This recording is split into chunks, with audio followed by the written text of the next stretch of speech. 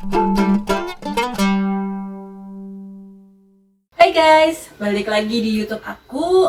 Buat kalian yang baru nonton di channel aku Diana. Jadi aku biasanya itu ngomongin tentang travel or sometimes living style in Bali. Jadi welcome to my channel.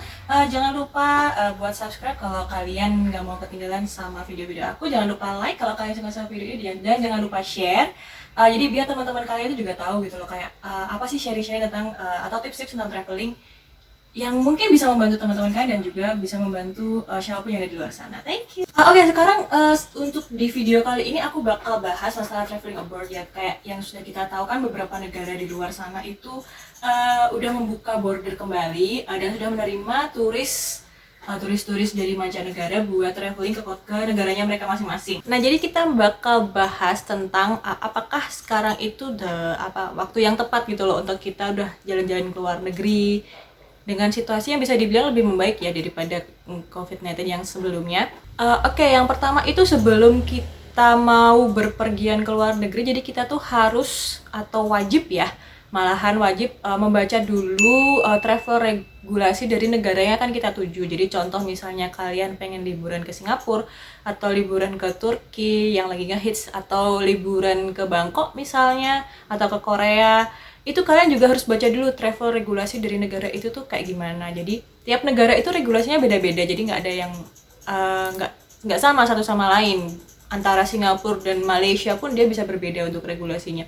Jadi pastikan kalian membaca regulasinya itu apakah regulasinya itu menyusahkan kita untuk ketika datang ke sana atau malah memudahkan kita. Soalnya tahu sendiri kan kalau ala-ala kita mau liburan ya kita nggak mau ribet ya, jadi kayak ya udah kita nyampe kita liburan hahi seneng-seneng, jadi nggak mikirin yang namanya regulasi gitu.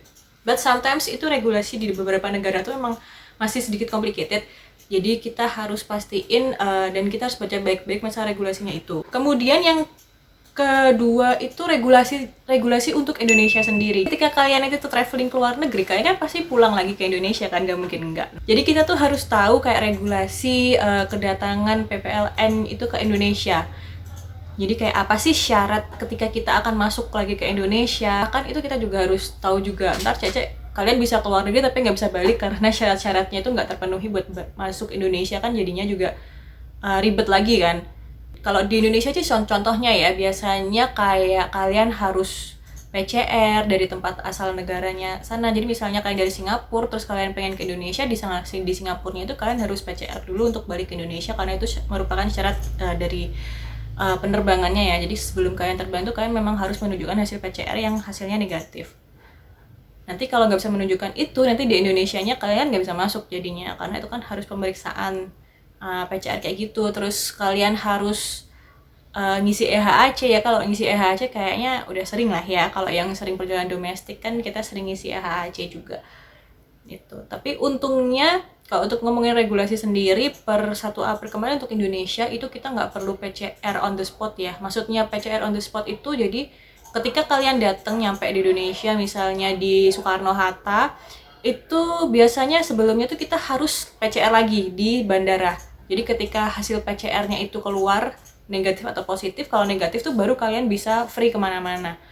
Kalau misalnya hasilnya positif itu kalian baru di karantina kayak gitu. Tapi untuk per 1 April kemarin kita nggak perlu lagi PCR OTS, jadi kita nggak perlu nambah uang lagi buat PCR OTS, kita cuma perlu PCR di negara tempat kita yang datangin itu buat balik ke Indonesia. Karena kan sebelum terbang kita perlu itu, syaratnya itu.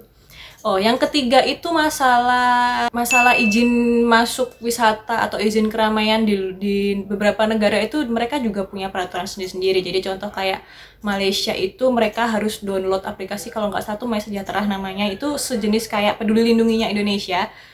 Jadi kayak di My Sejahtera tuh kalian harus punya akunnya, kalian harus login di akunnya, bahkan kalian kalau mau masuk ke tempat umum pun itu sama kok kayak Peduli Lindungi, itu kalian harus scan barcode-nya dulu untuk mengetahui apakah itu full capacity apa enggak di tempatnya itu. Kalau misalnya full capacity ya seperti biasa kan kita nggak bisa masuk. Itu di Singapura juga berlaku hal yang sama sih, bahkan ada beberapa daerah tuh yang kita dilarang untuk kunjungin. Jadi nggak semua daerah itu bisa kita datangin kalau di Singapura. Jadi kita harus lihat dulu aplikasinya. Aplikasi Peduli Lindunginya Singapura tuh aku lupa, nanti aku catat di sini aja. Jadi di beberapa aplikasinya itu dia dijelaskan kalau tempat ini boleh dikunjungin, tempat ini nggak boleh dikunjungin. Jadi kayak ya nggak bisa sefleksibel dulu lah ya kalau ngomongin jalan-jalan ke luar negeri kalau masih situasi yang kayak gini. Kemudian yang agak memberatkan bagi para backpacker yang macam aku ini adalah kayak untuk penginapan kan khas, jadinya kan di sana itu kita nggak bisa lagi yang namanya dorm ya. Jadi biasanya kan yang murah-murah kan pasti di dorm yang kita berame-rame, yang kayak asrama gitu.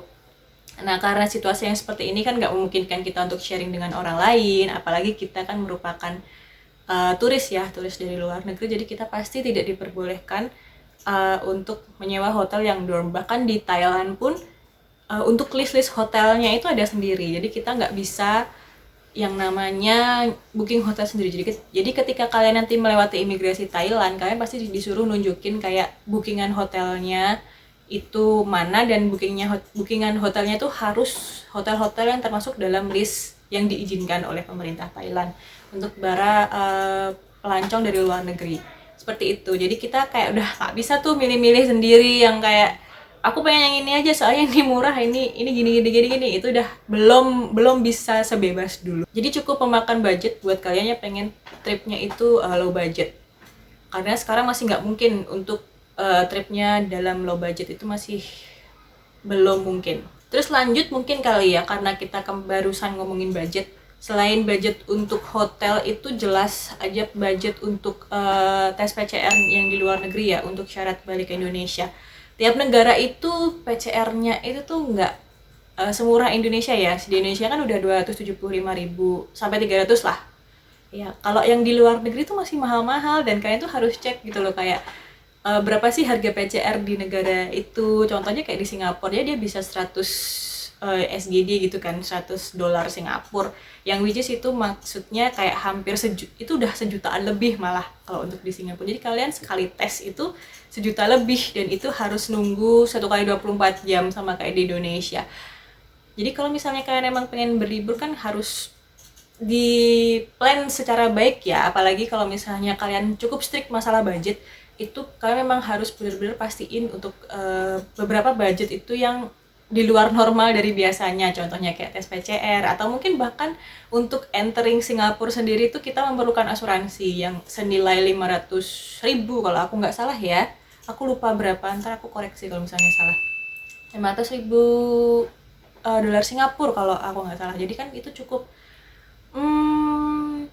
ya cukup nambah biaya lagi kan. Tapi kalau misalnya kalian nggak masalah sama budget ya it's okay, nggak apa-apa, jalan aja gitu kan. Jadi kalau misalnya kalian nggak masalah sama budget ya mungkin itu lebih easy buat kalian sih. Kalian tinggal nyiapin semua persyaratannya untuk masuk ke negara itu, kalian tinggal nyiapin persyaratan untuk kembali ke Indonesia, habis itu ya udah gitu, kalian tinggal jalan-jalan aja, tinggal have fun aja, walaupun tetap dengan peraturan protokol kesehatan yang ketat ya kalau untuk di negara-negara lain. Oh ya, dan kalau misalnya kalian ingin berkunjung ke beberapa negara itu pastiin kalau Indonesia itu nggak termasuk daftar yang di blacklist ya dari negara tersebut. Aku belum update lagi sih. Contohnya aja kayak Korea Selatan ya. Untuk Korea Selatan tuh memang dia udah open ya bordernya. Cuma setauku kemarin itu Korea Selatan baru buka border untuk yang pemegang visanya sana, bukan visa yang turis, tapi visa yang residennya sana, permanen residennya sana, atau visa untuk belajar.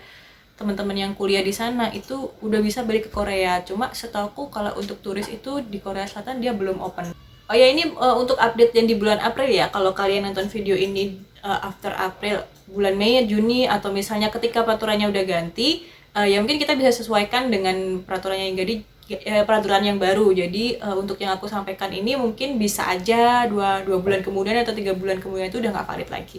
Jadi kita ini membicarakan situasi yang terjadi untuk di bulan April. Nah mungkin itu aja sharing tentang apakah sekarang tuh udah waktu yang tepat untuk kita traveling ke luar negeri atau belum, kayak apa aja yang perlu disiapkan. Mungkin kalau misalnya ada yang mau nambahin boleh loh ditambahin di kolom komentar. Kita buka open discussion di sana, nggak apa-apa kan, kita sharing ilmu juga. Oke, see you on my next video and bye-bye.